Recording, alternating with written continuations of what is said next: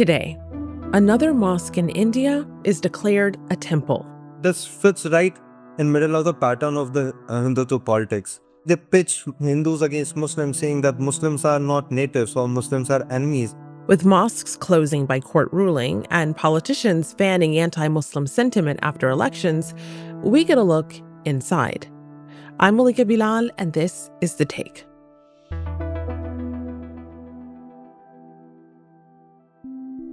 Hey everyone, as you're watching this episode, let us know what it brings to mind for you, whether you're in India or elsewhere. We really do read your comments and love hearing your take, so keep them coming. Now, here's the show. I'm Yashraj Sharma, and I'm a reporter based in New Delhi, and I work with Al Jazeera. Well, Yashraj, welcome back to The Take. I'd like if you could take us to the Kamal Molla Mosque, which is now at the center of a very controversial court ruling. What is it? What is this place, and what was this ruling about? So the structure that we refer to as the Kamal Molla Mosque, it's a 13th century monument in Dhar. It's in India's Madhya Pradesh state. It's in central India, and it's pretty much a nondescript town.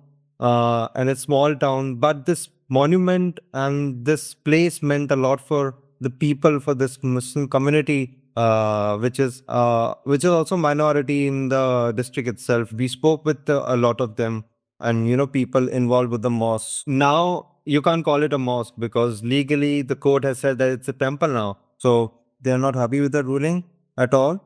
And you wrote a piece about this for AlJazeera.com with a co-author.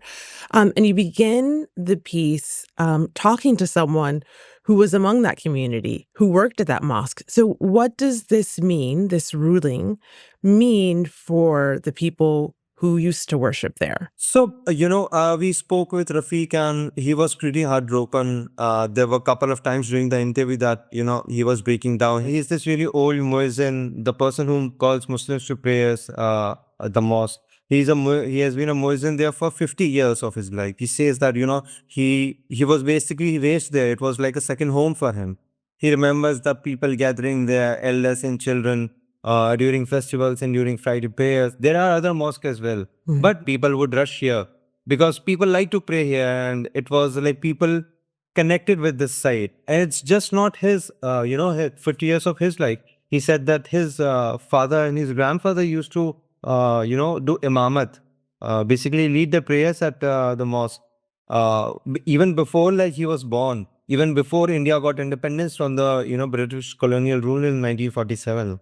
So it has been there for generations, and it's basically it's a very solid and a very evocative memory for everyone, for all the Muslims in the city, like Rafiq, that the guy we spoke with. He said that, his heart was sinking and he's unable to get his head around it. And it has been tense in the city. There has been heavy police deployment, on the streets and in and around the mosque. And it's just people like Rafiq, they are just shaken by it. They just can't get their head around it. Right. And you write that now the mosque is out of bounds for him, and it was awash in saffron flags that are associated with Hindutva, which is the far-right Hindu supremacist movement in India. So let's walk people through. Tell me about the ruling. What happened? So this case has been going on for a couple of years in the High Court of the state, Madhya Pradesh state. And the dispute over the site goes way back, decades back. There have been formal claims made by Hindus that, that this site, this mosque is actually a temple. These claims were initially formally made in late 1950s. So, it has been a fight that has been going on for decades. And it reached a point in the High Court, the High Court was hearing multiple petitions from multiple, they had combined the petition of multiple people basically. So 2 years ago, in 2024, they ordered the Archaeological Agency of India to basically undertake a survey of the monument, find the true nature, as they say, of the monument, and conduct a scientific study or the monument to understand what's beneath it, what was perhaps beneath it, what was there, I don't know, 800,000 years ago. They say that try to do that, Hmm. And the judgment was finally pronounced, earlier last week. After a long series of arguments in the court eventually concluded that the place is actually a temple. And it was a temple. Okay, so walk me through what the ruling listed out. What did it cite for its evidence for this contested spot? So there were multiple things that court wrote in its judgment. It noticed that there was the Sanskrit language and scriptures found on the walls of the monument. But at the same time, I spoke with a couple of archaeologists and historians who say that reconstructing monuments using the stones, using the ruins was a very widely common practice. So it is not very, it's not very outlandish that you would find something with Sanskrit language and scriptures in a mosque or in a monument that was not essentially built in at the place of something that Hindu rulers built earlier. It's not necessarily that. Hmm. Again, another is the court relies heavily on the archaeological survey that was conducted by, note this, the federal agency that was completely run and under the execution of the government of India.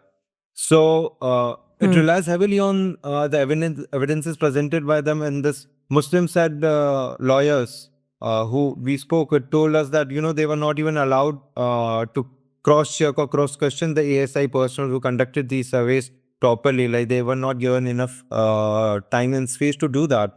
And the critics who see these judgment as biased say that ASI, basically the archaeological survey of India, has basically become this handmaiden of the government of this Hmm. international government, Hindu nationalist government that we have in New Delhi. Hmm. Yeah. So, as part of this ruling, the court allowed Muslims to seek an alternative piece of land in the district to construct a mosque. But help us put this decision into context here, because it's not just about this one piece of land and this one mosque or temple. Why is this such a big deal? What pattern does this fit into? So, Malika, a lot of people that we spoke with told us that this ruling from the Madhya Pradesh High Court had very eerie similarities to the infamous 2019 Supreme Court ruling, where the Supreme Court awarded the contentious site of Babri Mosque that was demolished in 1992 by Hindu nationalist activists, basically a mob at that time. In 1992, thousands of Hindus from around the country came to the town and destroyed the 16th century Babri Mosque and 22 others. After the legal battles over the site's ownership, the Supreme Court ruled that it belongs to Hindus. Now, They awarded the site to Hindus, and it was a landmark case fought over years. The entire political currency of the current ruling government relies on it, and I mean, it was truly a historic judgment in its own ways. But people say that there are eerie similarities in this Madhya Pradesh High Court ruling with this Ayodhya judgment, because first of all, the judgment that we reviewed also quotes heavily the Ayodhya Supreme Court judgment. They draw a lot of conclusions from there. They draw a lot of inspiration. The judges are basically in awe of the judgment, and the court awarded a piece of alternative land for Muslims to construct a mosque, basically. Now, this is exactly the thing that Supreme Court did so controversially, like in its 2019 judgment. India's top court has given its verdict on the disputed Ayodhya religious site, which is claimed by Hindus and Muslims. Now, we understand it's ruled Muslims should be given 2 hectares of land for a mosque at an alternative site. I mean, it sounds good. It doesn't even sound good in the writing, but it sounds at least conciliatory. But you have actually been to that plot of land. Yes. What is it like? It's outside the town. It's not even inside the land that we are talking about. It's on the outskirts highway, a completely, like, there's a very narrow lane going from, cutting from the main road, and then it opens up into this barren piece of land. There are cows and buffaloes, eating grass and just like bathing in the sun. It's just like unattended barren piece of land. And we spoke with people, the committee that is responsible for that land, the committee that is responsible to build the mosque. And they say we have been facing hurdles from the local administration. Like they would not give us the fire safety certificate. They would not allow us to widen the road. And small bureaucratic hurdles create bureaucratic hurdles like that. Now it has been 7 years since the judgment and the land has been the same. Oh, wow. So they're given this plot of land, but there are obstacles to actually building. And so after the Babri dispute escalated, India passed a law, the Places of Worship Act of 1991, that was supposed to prevent exactly this. It froze the religious character of all sites as they existed at independence in 1947. So if that law exists, why has that protection not actually held up? Because there is a exception that Hindutva forces in India have very well identified, and the courts have emboldened that loophole, realizing that they are basically exploiting that exception. There's a section of the act says that the archaeological site and the monument and that under ASI's control are basically exempted. They basically do not come under the act. So what they have done, the far right forces, they have identified very well all these monuments that they have, laid claim to as part of their politics in the last couple of decades. These petitioners go to the court and say that, we do not want to change the religious character of the place. We just want to understand, or we just want to know the true nature of this archaeological site. And this is what Supreme Court allowed in its Babri judgment, and that has opened a floodgate of these cases across India. And it has been part of the playbook since the 90s. So a place where a mosque currently stands, some Hindu community members say, actually, that was the site of a previous temple that was underneath, that was built upon, that was demolished, and we need to bring it back. Is that right? Yes, that's what's happening. This fits right in middle of the pattern of the Hindutva politics. So what they say is basically they pitch Hindus against Muslims, saying that Muslims are not natives or Muslims are enemies or they were invaders, referring to the Mughal empire. These emperors died, these battles ended centuries ago, and they still shape they still very much shape the everyday life of a common Muslim in India. Like they would get, call out on the street like son of Akbar, son of Babar, like straight up that you are children of invaders and you do not belong here. Well, yeah, as you're mentioning, this is part of a broader offensive that Muslims say is happening against them in India. And your reporting goes well beyond just this mosque. You have covered Muslims arrested for writing "I love Muhammad" on posters, homes demolished by bulldozers, hate speech surging around elections.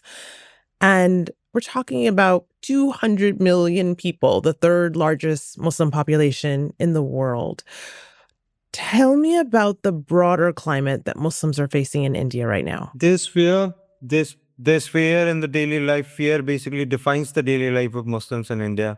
And there's persecution on a daily basis. You see like getting elder or younger Muslim kids or elder Muslim dragged out on the street by Hindutva goons, by these far right goons, and who are basically emboldened by the government, given protection by the police.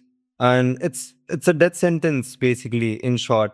And it's not even like an exaggeration today, because like people have been killed over their beards, like keeping the beard long. People have been killed over what they choose to eat when they were not even eating beef.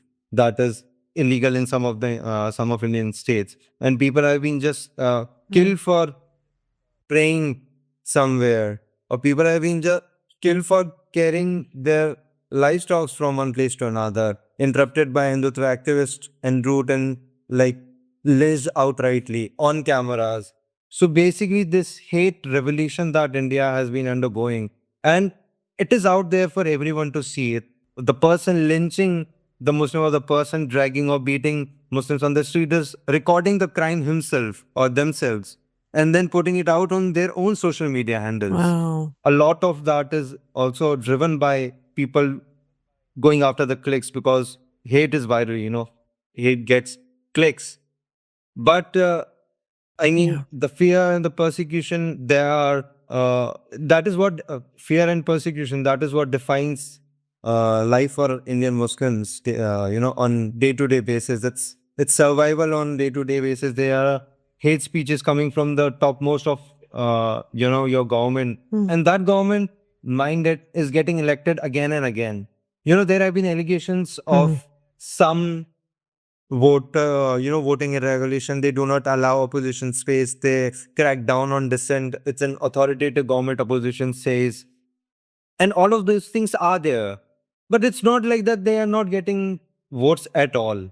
And we are speaking just a couple of weeks after state elections were held across India. You reported on them and on how Narendra Modi's BJP party won West Bengal for the first time in decades.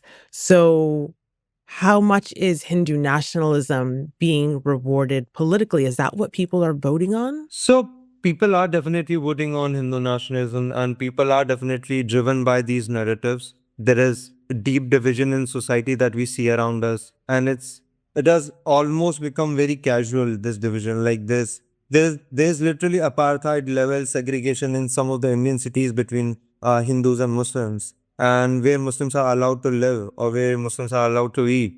So people are definitely voting on these planks, these pitches. They are sold, they are buying these divisions that Modi's party has been selling for decades now. This is what happened in the eastern state of Assam. It has been turned into an Hindutva tinderbox of sort under BJP's ruling, and this is what they sold in West Bengal as well. The person who was leading Bharatiya Janata Party in the state said just after winning, in his first interaction with reporters, he said that I want to thank every Hindu out there who voted for us. Muslims have been voting for the opposition, the ruling TMC party for years, but this time they were defeated. And he's a guy who's known for, delivering these hate speeches, inciting people, inciting violence at times. And guess what? Who leads the state now? He's the chief minister.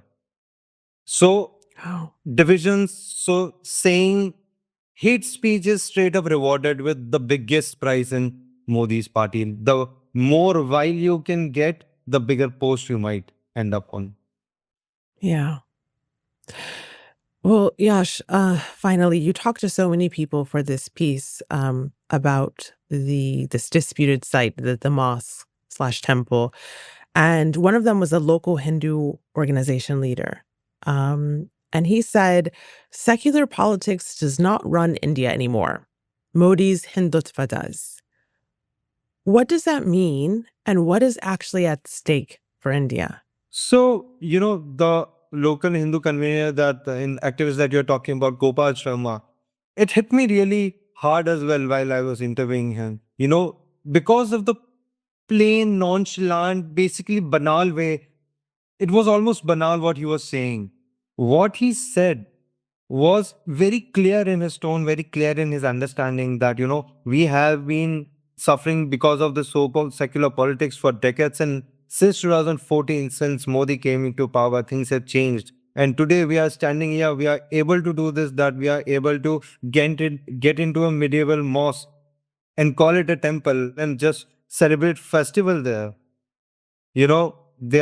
We saw visuals, people dancing to the tunes, standing at a place where Muslim prayers were just held 2 days ago, where Muslims grew up. There was a place. It's basically erasure, straight up erasure of memory for millions of Muslims. And it's a death by 1,000 cuts, It's like a new cut is made every day. There is a new rock bottom that we touch every day. And you just see that you want to believe at times that this is, this is the worst that you have seen, and what could be more outlandish or what could be more hateful than this.